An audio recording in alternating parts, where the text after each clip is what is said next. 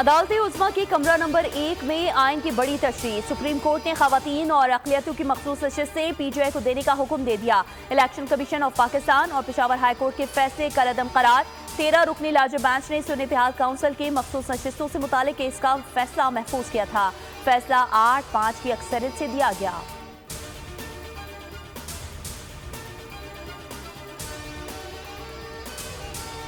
P T I رہنماؤں نے فیصلہ خوشائند قرار دے دیا۔ بیرسٹر گوہر نے کہا ہمارا حق آخر مل ہی گیا، سیاسی انتشار میں کمی آئے گی۔ شبلی فراز بولے عدالتوں کو خراج تحسین پیش کرتا ہوں۔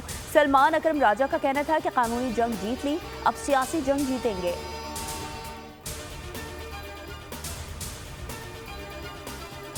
ریلیف سنی اتحاد کونسل مانگنے گئی تھی لیکن پی ٹی آئی کو دے دیا گیا۔ سپریم کورٹ کے فیصلے سے حکومت کو کوئی خطرہ نہیں۔ وزیر قانون اعظم نذیر تارڑ کی اسلام آباد میں پریس کانفرنس، کہا حکومت نظر ثانی کی درخواست کرے گی یا نہیں، فی الحال کوئی ریمارکس نہیں دے سکتا۔ سپریم کورٹ کا فیصلہ سوال گندم جواب چنا ہے۔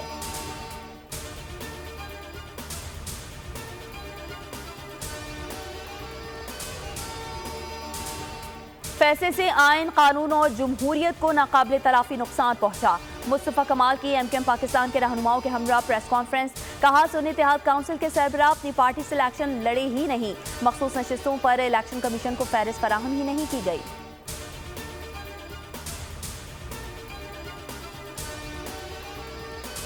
پاکستان کے دورے پر آئے آذربائیجان کے صدر وطن واپس روانہ۔ دورے کے دوران پاکستان اور آذربائیجان کے درمیان دو طرفہ تجارت بڑھانے کا فیصلہ، دونوں ممالک کے درمیان $2 ارب کی سرمایہ کاری پر اتفاق، 15 معاہدوں اور مفاہمت کی یادداشتوں پر دستخط۔ پاکستان اور آذربائیجان کے تعلقات کئی دہائیوں پر محیط ہیں۔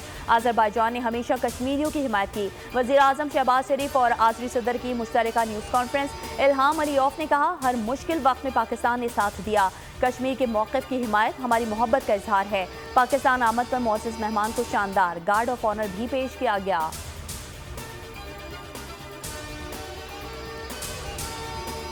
لاہور میں مونسون بارش کے پہلے اسپیل نے 30 سالہ ریکارڈ توڑ دیا، 315 ملی میٹر بارش ریکارڈ، ہر طرف جل تھل ایک۔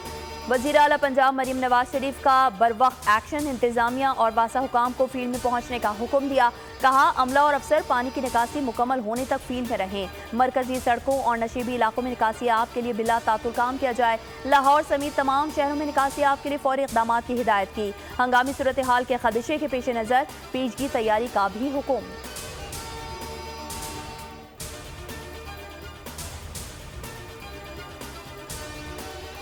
اور پاکستان آرمی کا ڈسٹرکٹ عمر کوٹ میں فری میڈیکل کیمپ، پاک فوج کے ڈاکٹرز نے مریضوں کو مفت طبی سہولت فراہم کی، مریضوں کے لیے مفت ادویات کے کیمپ بھی قائم۔ علاقہ مکینوں نے پاک فوج کے فری میڈیکل کیمپ کا خیر مقدم اور مفت علاج پر شکریہ ادا کیا۔